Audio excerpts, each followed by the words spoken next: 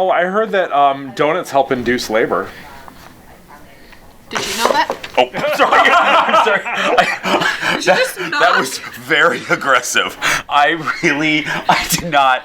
I just meant to. This is what I meant to do. Here, Kendall, have some donuts.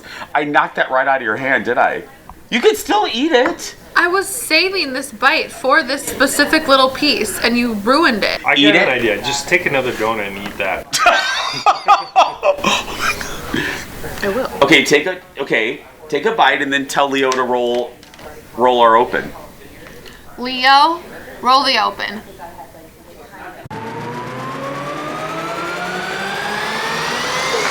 Here we go. Have a seat. Have a seat. Save your energy. We have an hour. I said if I was going to do TV, I was never not going to be myself. Merrily, merrily. Okay, you're not singing. Oh, no matter what they say. Oh, yeah. Where are the people who are a little bit different? You're sitting next to one on the couch. Let's just say that. Try not to suck today. Now, here's Jason.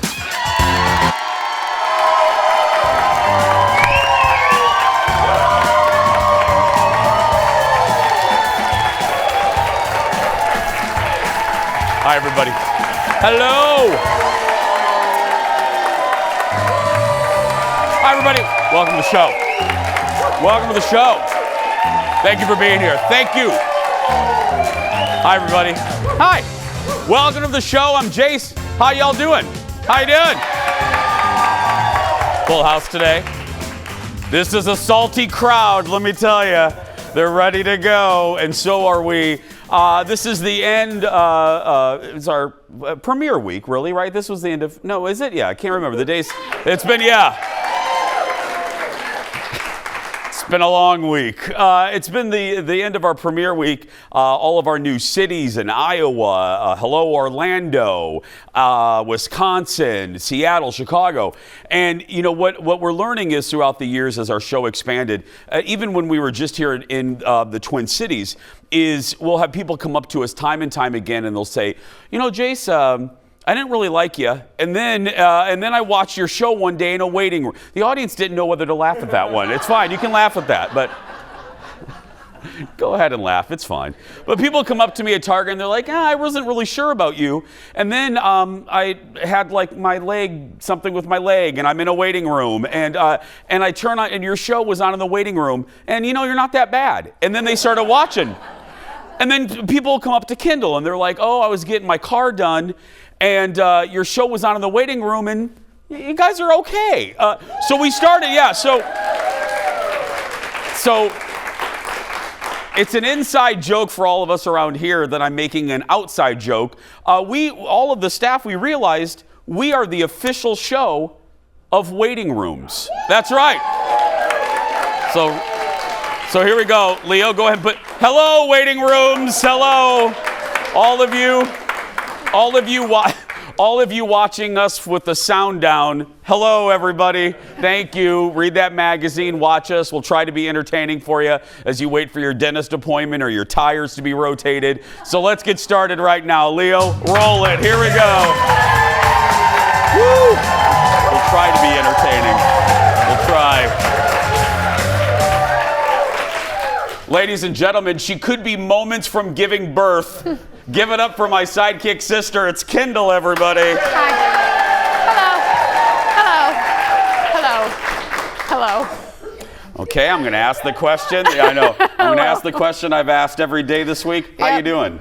I'm so not great. I mean, it's my due date.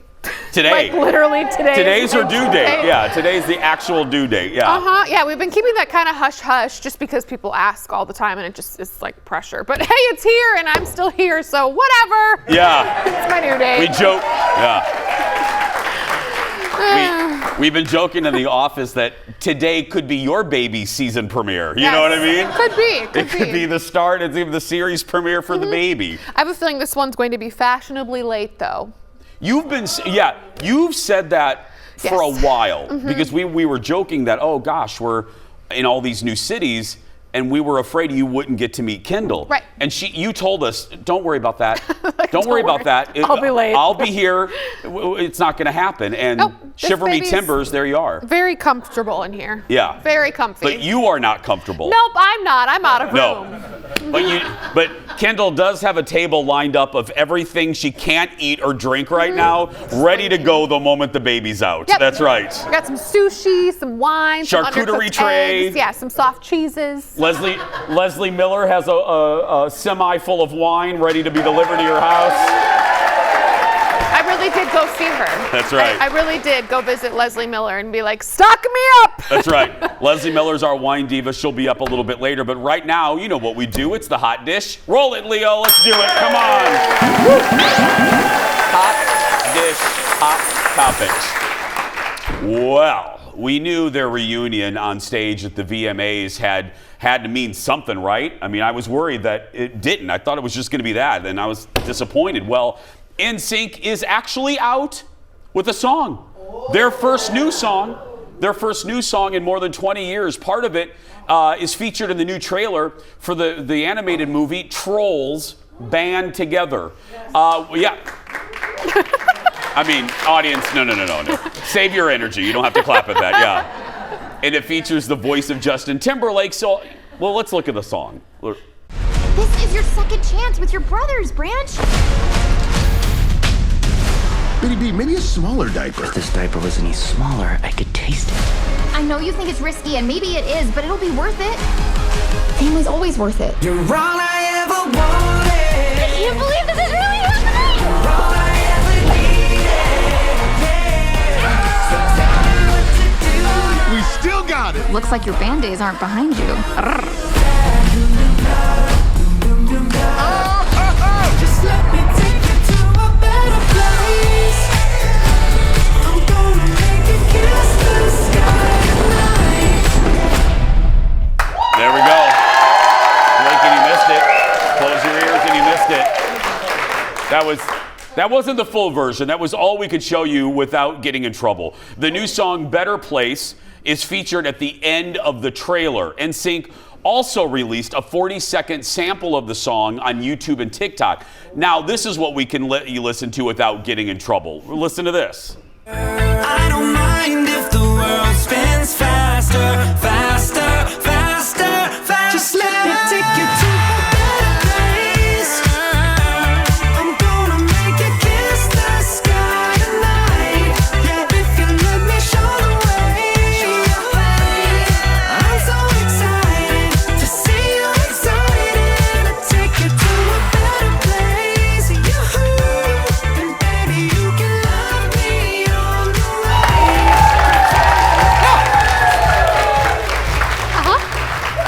I like it. As you get to know, I'm a pop boy. You're a pop girl. I like pop music. Yeah. I like that. Do you like that? 5th grade Kendall's freaking out right now. Yeah. 5th grade Kendall. Yeah, that was 27-year-old Jason listening to NSYNC. But yeah, We all both had the disc. that's right. We both had the CD. You were just a child, and I was contributing to my 401k working here. Yeah. Either way, it's You know. catchy. No, I do like it though. They sound great. They do. I get why it came out when it did because of the movie. Yeah. But it would have been a great song of the summer, you know? Oh, they could have released it. Yeah, that would have been Yeah. a good one for summer. You're right on Windows that. down, grooving along, dog But in the back seat. The movie, I mean, we need new movies. We're going to run out of them soon. Good Lord, yes. And speaking of that, next in the dish, it could be a make or break time for Hollywood as the writers and actor strikes keep going and going. Some people thought it was going to be over by Labor Day. Nope. Well, listen to this. Yesterday, Fox's entertainment president says that both strikes, and now listen to this closely. This is like a reality check. Dude said that both strikes need to be resolved by October 1st. October 1st to essentially save this TV season. He says if the strikes don't end soon, there is no way scripted shows will return during the traditional TV season, which is September through May. Once the strike, because listen to this, once the strike ends, the estimate is shows it would take 8 weeks to go back into production. That's why. 8 weeks to go back in production. It's not going to happen. Really? It's not going to happen. I've said it when this was announced. I said top of the year, we're certainly not going to get a resolution by October 1st. The 2023-2024 television season is done. It's done. I mean it. I really think it would have to be a miracle for it to be horrible saved. time to go on maternity leave. Well, because you'll have nothing to watch? Yeah, I mean, I'm excited to watch football, but like, come on, I wanted some more like House of the Dragon. I don't know. You can watch The Jason Show at 10 a.m. That's right. You'll be here. We'll all still be here. Yeah. Anyway, no, it's sad. I don't like to see this happen. I'm a nerd. I'm a kid that television and my mother and television raised me with my grandparents, and television means a lot to me. This is awful, and I want those people to earn what they deserve. Right. It's not good. We're laughing, but you gotta laugh through the tears. No, and you think about how just a couple years ago we also didn't really have television because we were in the middle of a pandemic and nobody could shoot anything. Yeah. So it stinks that it's so close together. Yep. We get why, but It's bad either way. We have a lot more to come. The Wine Diva and bad news for Delta customers. That and more when we come back. Back in a moment.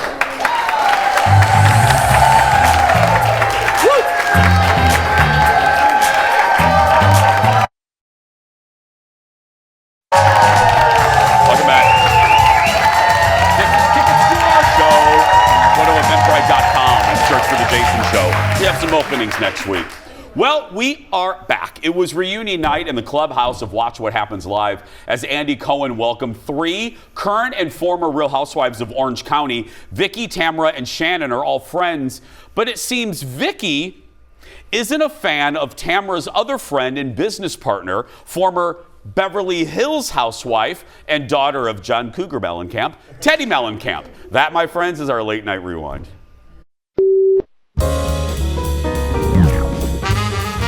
Vicky and Shannon. Vicky and Shannon.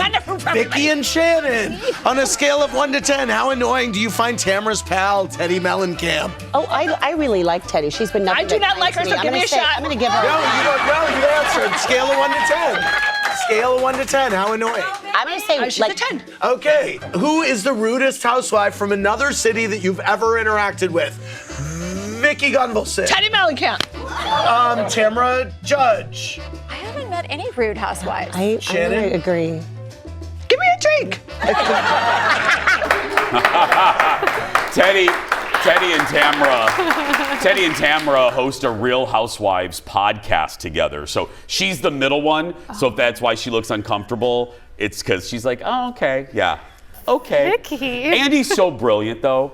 You know, the producers of that show, they purposely ask these little biting questions to pit people against each other because they know it's going to cause a headline, and then goobers like me will put it on show, and it's brilliant. Well, more just for you now, and I'm getting the scoop from the guy behind the Hollywood Raw podcast. Audience, give it up for our friend, the wonderful Dax Holt. Coming to us from his guest suite. Hello, buddy. Good morning. I have to say, we've had Teddi on our podcast. She was awesome. So I don't know why there's so much beef there, but I thought she was one of our best guests because she was just fun and entertaining, and we had a great time with her. Well, and think of the stories, Dax. My goodness, you're the daughter of John Cougar. I mean, come on, what a great guest I don't know. Anyway, speaking of guests, you had a rather juicy one this week. Who did you have? This was a crazy podcast, but we had a guy that I've actually known for many, many years since my days back at TMZ. His name is Kevin Blatt. He was behind a lot of the big celebrity adult tapes that came out over the years, like Paris Hilton and Kim Kardashian and Vern Troyers and all these tapes. And he was more of a facilitator, I would say, from getting sign-off rights and getting those out to the public, and he jumped into all of it. He holds nothing back. He talks money, he talks which celebrities have signed off the rights, he talks about, the people out there that have basically been saying, oh, I don't want this videotape to hit the public, and he goes, no. Well, you signed off to have it hit the public so that you could make a bunch of money. I mean, he literally didn't hold back from anything. Got into the Colin Farrell one. But then what's really interesting is he became a Hollywood fixer after that and gets into his job as basically, because he was in this world of adult tapes, then there were people who actually didn't want their adult tapes to hit the market, and he would go and scrub the internet or make sure that it never saw the light of day. So really fascinating life and career. And, it's funny because I was a little nervous. We obviously have a very heavy female audience, and a lot of people were like, no, he didn't come across as, kind of a gross career, but more of just really interesting and capitalizing on some of these things that had come out. Because, Dax, I'm sure people think, oh, wait a minute, Merv Perv was responsible for the release of a lot of these sex tapes. Yep. Why are you talking to him?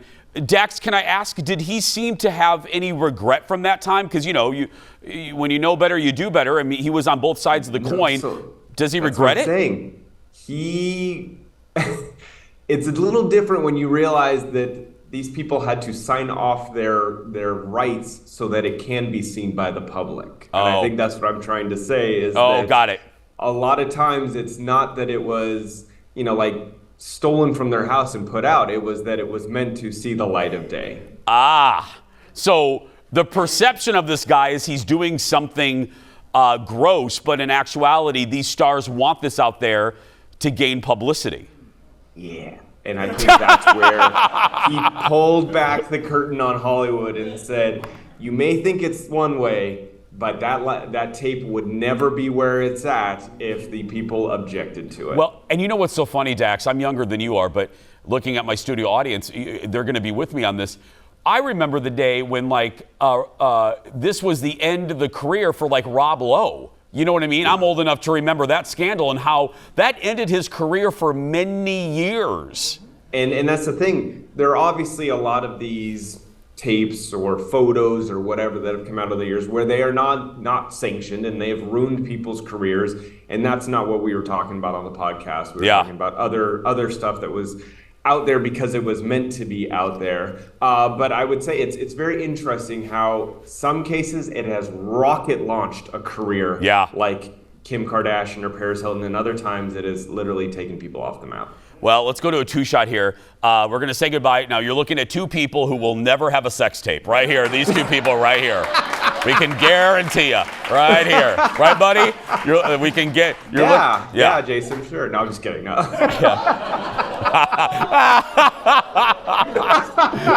That's my buddy. Give it up for Dax Holt, everybody.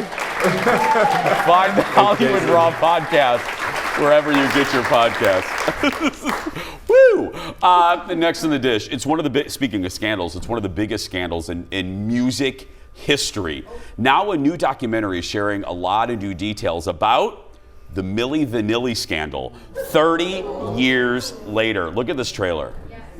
We thought, okay, it's one song. You do that and you're out. We're not saying no to this powerful producer. Money, money, money makes the world go round.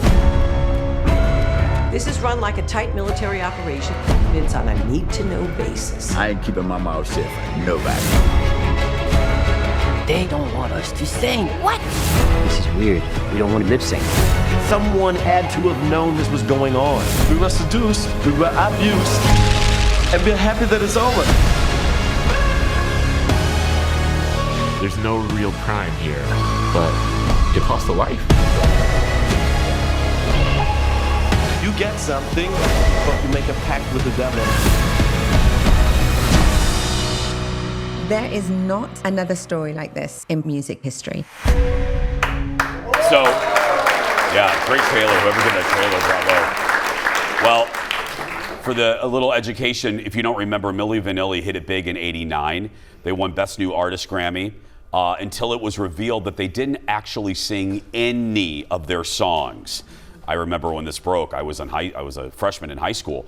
Milli Vanilli hits Paramount Plus next month. Kendall, you didn't. You're from another generation. Mm-hmm. You didn't know about this. I did some research. You did some Googling.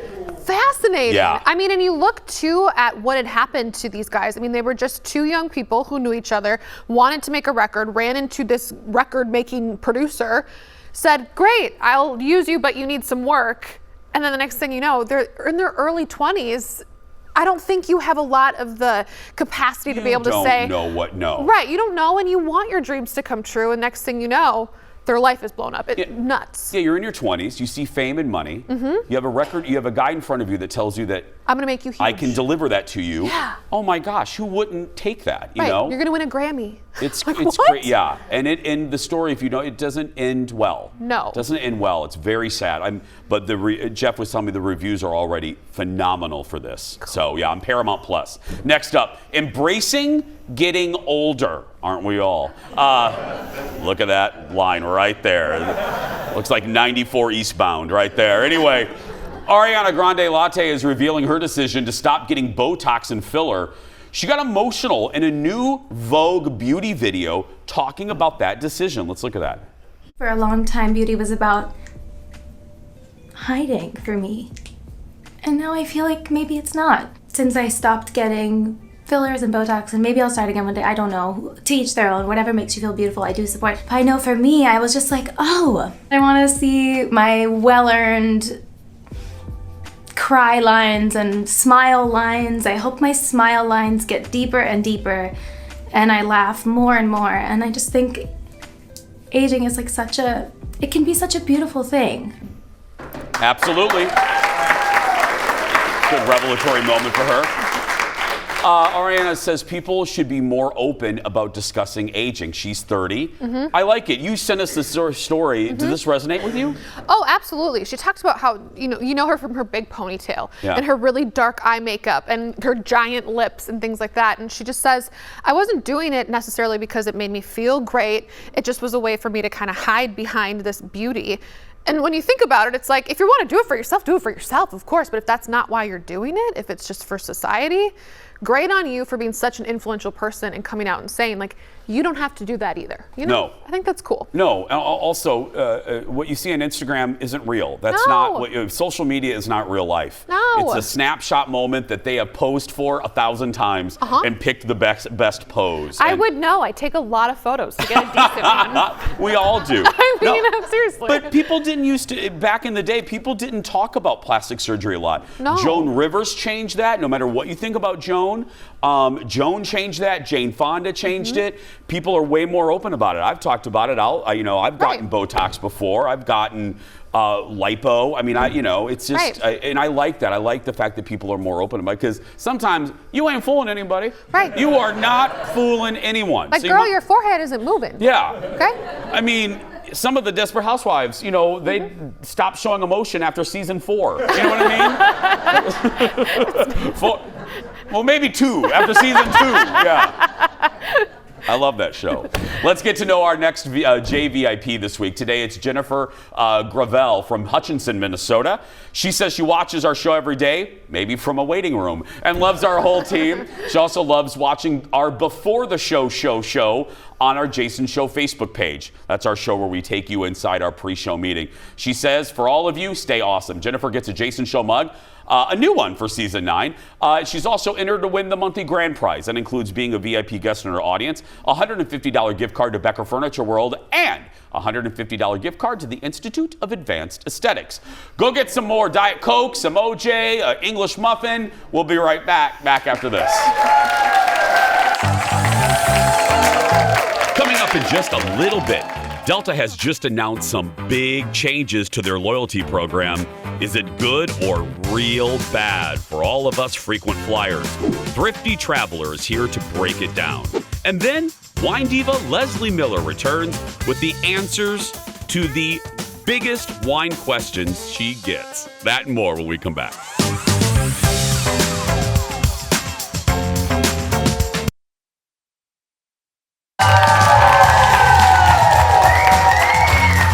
Welcome back.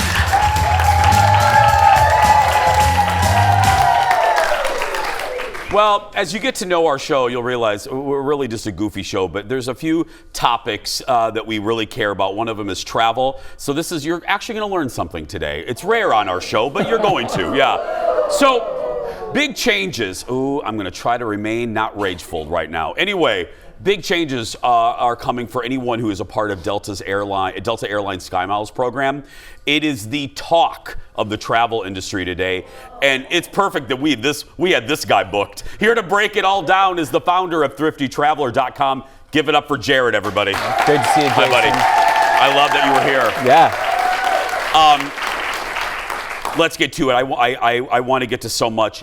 Can you break it down to Betty from Anoka or Bill from Peoria? What happened? Yeah, so, one of the big problems Delta has is they have too many elite travelers, people with status that want to sit at the front of the aircraft.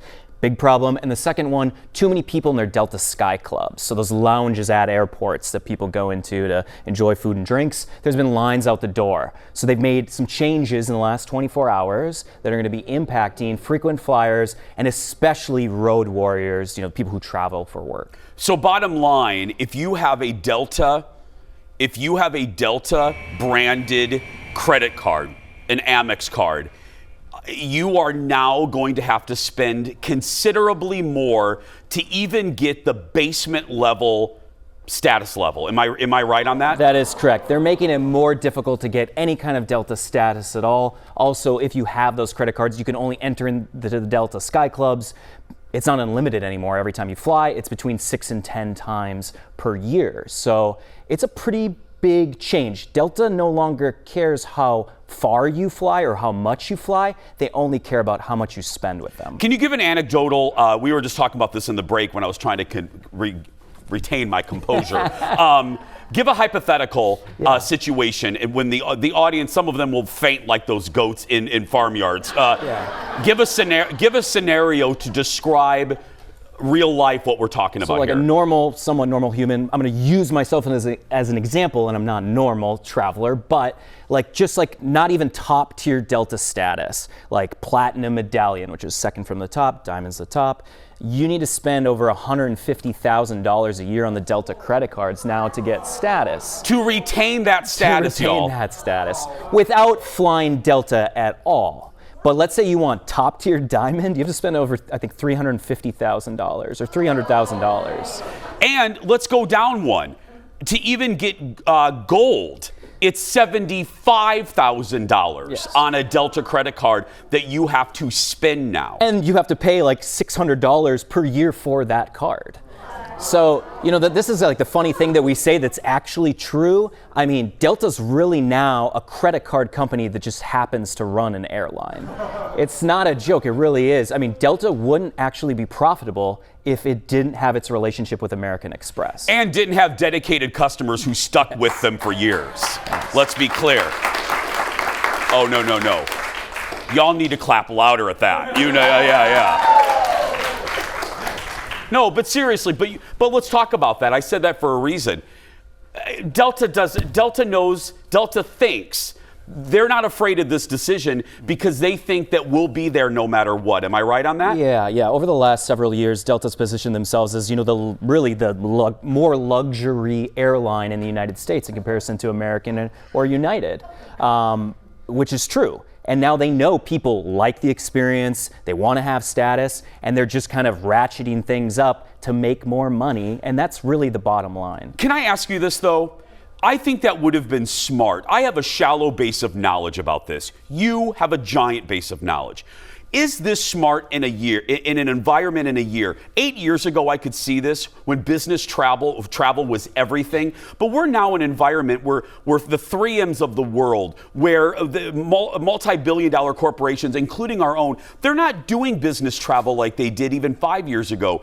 The retail traveler is king right now.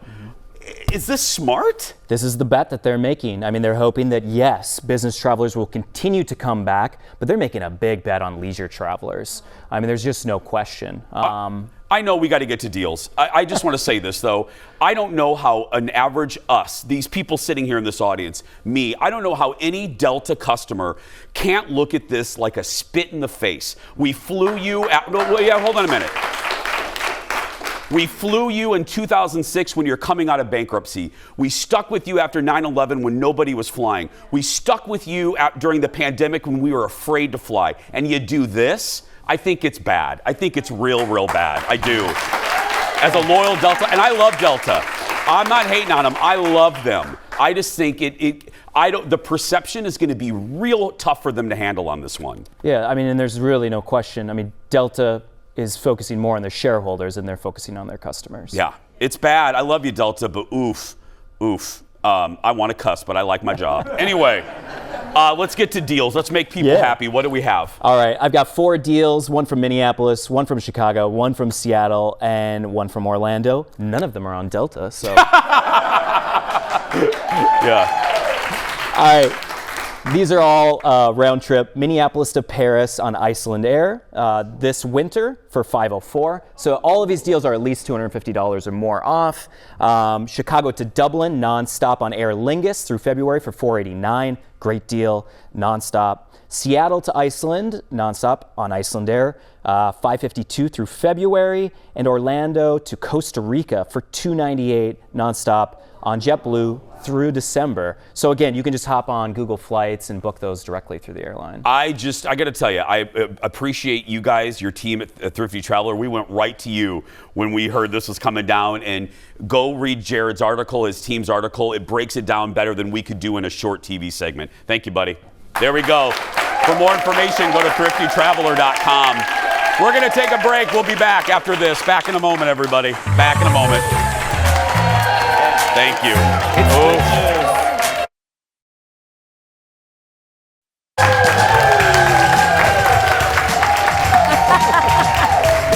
Good luck dealing with me now. Welcome back, everyone. When it comes to wine, many people have questions. A lot of questions. What should I drink with chicken? Is there a right way to taste wine? Or even, how do I even open a bottle? Today, wine diva Leslie Miller from Amusé Wine is answering some of the most commonly asked questions that she gets while walking through Target, on the street. Welcome the wine diva Leslie Miller. How you doing? Good. It sounds like you need a glass of wine.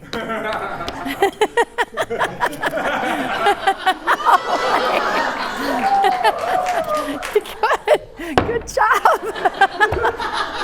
Whoa. After that segment, I do, yeah. Okay, so these are we have three? 3 of your top questions. Yeah. Okay. Well, first thing that wine hit me quick. Yeah, I did. I'm sorry. Yeah. Went straight to your head. Yeah. Okay, first is common tasting notes. People just think that all whites are the same, all reds are the same. We're going to start with a little Sauvignon Blanc. Now, each one of these wines, people don't always understand this, and this is what I get when I teach classes is, why does this wine smell or taste like this? Each of these wines are different pieces of fruit. Sauvignon Blanc is a piece of fruit. It has characteristically a whole set of tasting notes. It will change according to the climate that it lives in. So this is Sauvignon Blanc from France. Okay. So technically speaking, a cooler climate. So when you smell it, it ends up smelling more lemon and lime and kind of gravelly due to higher acid in these colder regions. Okay. If you like things that pucker, you like oh my gosh. Like my face in that Delta segment. Yeah. I looked like a cat's rear end for most of it. Yeah. So if you like that sort of acidic style of wine, white, red, or rosé, you actually want to head into old world regions. So, i.e. Europe, places, France, Spain, Germany, Austria, places like that. Okay. Does that make sense? It does actually make sense. Yeah. I like the way that you explain that because I think for the novice person, it's like, what am I tasting here? Right. Yeah, I like this. And New Zealand Sauvignon Blanc can be a little bit juicier. Now, this is a New World wine. This is Chardonnay. Okay. And this is one grape that gets thrown under the bus wheel all the time. Because I was just going to say, and at every restaurant, I don't love Chardonnay. People think that Chardonnay is always woody, or people come across and say the word oaky. So not all wines have to go inside of a brand new oak barrel, which is where you're pulling in some of those like caramel, nutmeg, spice, sort of like movie theater butter popcorn. This is not that. This is all stainless steel. And this is Chardonnay. This is Chardonnay. This is one of the rare, not being sarcastic, this is a rare Chardonnay that I've actually really enjoyed. Right. Even And after one sip, I'm going to take another one right now, but it's really, yeah. I have turned more people onto Chardonnay with this wine. This is California, and so a warmer climate. Now when you smell it, you have more of a tropical note to it. Okay, but we're not, I mean, I would love for you just to be with me all the time. Yeah. But the folks at home, how do you know that it wasn't in a barrel? I mean, how do you know? You just have to ask questions. When you go to your favorite retailer, when you go to a restaurant, you can say, you know what, I'm not a fan of sort of the toastier style of Chardonnays. I don't want something that tastes kind of woody. That's I a want good something recommendation. cleaner. Right, just Yes. ask. Just talk to ask. people. Yes. Because don't you think we're afraid to? Yes, Because you know what? We don't want to look dumb. We don't want Right. to look like, we don't want, we want people, the fancy wine. We don't want to look silly in front of the wine people. More people than not, they want you to ask questions. Absolutely. And if somebody doesn't make you feel good about wine knowledge, you Get need out. to like turn your hiney around and Exactly, yes. fly yeah. right out of there. Yeah. I think we have one. We should do one more. Okay, number 2. Okay. How to smell and taste wine. How to smell and taste wine. Okay, so the server comes, has popped the cork for you, and now this is sitting in front of you, right? That's the And cork. This is the cork, Yeah. right? And everybody freaks out. They're like, what am I supposed to do with this? Am I supposed to squeeze it? Am I supposed to touch it? Am I supposed to smell it?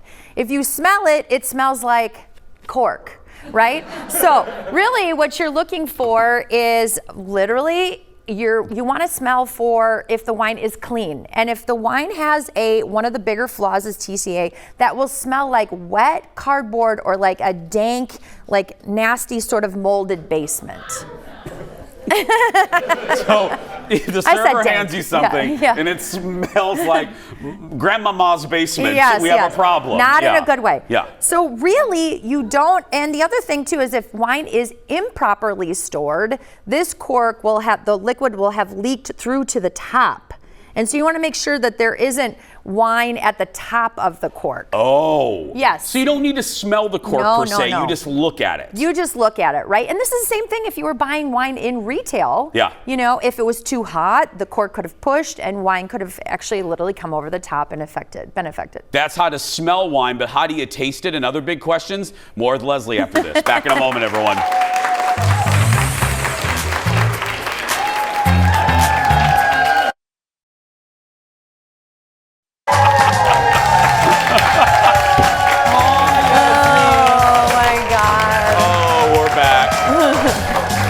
We're back with our good friend Leslie Miller from Amusé Wine, and if you're ever in the Twin Cities visiting, visit her amazing store in the North Loop, Sip Better. Okay, she's answering the most asked questions that she gets about wine that you shouldn't be afraid to ask. Next, how to taste wine. How to taste wine. We're going to do this together, okay? Sure, I would love to. So the server comes and pours you an ounce, right? So again, we're looking for that flaw. So what you do is you literally just give it a nice big swirl. Oh, this is when the server comes over to see if you approve of the wine. Yes, okay. yes. And so you give it a swirl. And what this does is it opens up all the phenols, which are literally the aromatics of the wine, and you put your whole nose inside of the glass, right?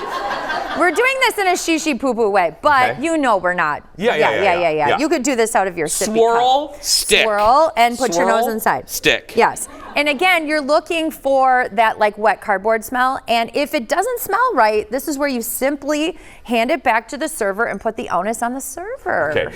Executive producer Jeff is representing most of the world when he does not want to send it back. Oh, but yes. you should sit right. But you can say, you know what? This doesn't taste right to me. Can you check it out for me? That's kind of an easy That's way a for good you way to say it. Yeah. Right. But if it smells like cardboard, send it back. Like wet cardboard, right? Yeah, okay. Okay, and then the next thing is that you're gonna have to put wine into your mouth and you bring oxygen in through the front of your mouth. So again, what that's doing is opening up all the aromatics inside of the wine. Okay. Ready? So bring oxygen. Mm-hmm. Oh, this is so good. Where's the server? I approve. I approve. Yeah, I approve of this one. What is this? What am I drinking, by the way? This is actually, you're having this beautiful little Pinot Noir, which is so great for the fall. I love Union Sacra. I'm obsessed with This one? Xavier.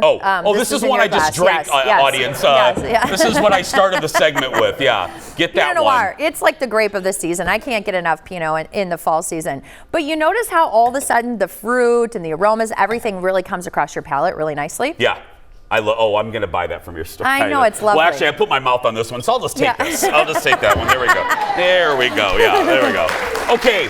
Finally. Okay. This is the grand dame of questions, because is this true? Jeff told me this is what you get asked the most. Oh my gosh, people want to know how to use this thing, right? They want to know how to use a wine key. Okay. Right? And this is really simple. This baby, once you cut the foil off the top, this just goes all the way down in, and it's a 2-hinge situation. So this will pull the cork straight out if you just come straight up with it. And Leslie has said, new folks, all those fancy things, the electric ones that open, you do not subscribe to any of those. I don't. I have about 15 of these. Well, this is what I do for a living, but I have about 15 of these in my bag at all points in time, and these will cost you $10. So oldie but goodie. Yes, it's so great. Okay. Now, the other question that I get is, how do you open champagne? And if you Google this on YouTube, this is hysterical. You want to watch these because all the ways that people can go wrong with opening bubbly is usually like, okay,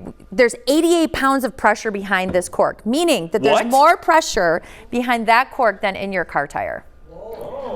Yes. So when we said take an eye out, remember? It can take an eye out. It can take an eye out. So big thing is if you hold the wine, this is sparkling wine, at a 45-degree angle, right? This takes the pressure off of this cork. Okay. Now I've already moved the top of the foil for you. You want me to open this? We're going to do it together. Okay. And you're going to pull down, so you have to put your thumb over top of this baby, right? Okay. And then you're going to pull down what we call the little key on the side. This little wire thing, everyone. This little wire thing, and then you're going to unloosen it with your thumb still on the label, or on the cork. Yeah. And again, what this is doing is this is going to hold back, and again, 45-degree angle. Okay. Because that takes the pressure off, right? Okay, so now what I do is I transfer this kind of to my strong arm. Okay. Right? No, you don't never want to turn from the cork. Okay. Right? Hold your hand here, and now you turn from the bottle slowly, right? And actually, no. No, what? Oh, he's like, I thought he was going to. No, I don't want to do it toward the audience. Okay. So, okay, now like you want to turn the bottle, not the cork. Slowly until you feel it. Yay!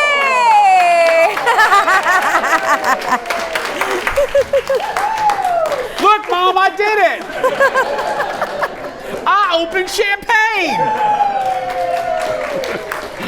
And that'll be in our open very soon. I literally thought you were going to go like this. No, I love these people. I'm not going to shoot them with a champagne cork. Give it up for Leslie Miller, everyone. For more information, go to I'mUSAWine.com. And like I said, visit her shop, Sit Better in the North Loop in Minneapolis. We'll be right back after this. May I drink now? Cheers.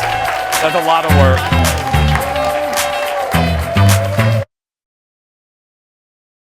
Welcome back. Welcome back to the show, everybody. It is time. It is time for the world's shortest segment. We don't know what's in this until we say it right now. It's a battle among classic toys to earn their spot in history. The Toy Hall of Fame announced their finalists for the 2023 class. They include the Ken doll, Cabbage Patch Kids, Teenage Mutant Ninja Turtles, the game Battleship, Bop It, and Connect 4. But only a few of those will actually be inducted. People can vote online until next week, and the winners will be announced in November. And by the way, Bingo isn't in the Hall of Fame already? Whatever. We'll be right back. Back in a moment. Bingo's not. Can you believe that? I mean, colonial children.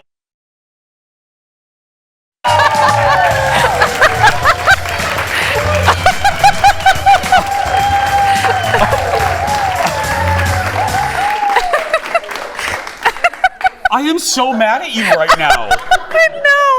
Audience, I gotta tell you, 15 seconds before the music ran and these people clapped, we usually do a segment here called the Surprise Goodbye. We're a little long on time because Leslie and I like to drink. Yeah. So Jeff cut the segment. So Jeff's like, you have a minute, just talk, go. And then Kendall said what to me? I said, oh, I'm the surprise. I'm having the baby. I'm not having the baby. She said, look at me. I'm but not you said having you were having the baby right then. Well, obviously I'm not. Tomorrow, Aaron Tim's ready for you.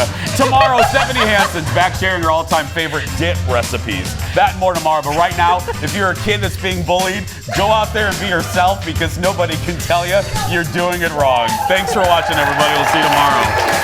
You scared me. You think I'd be in here?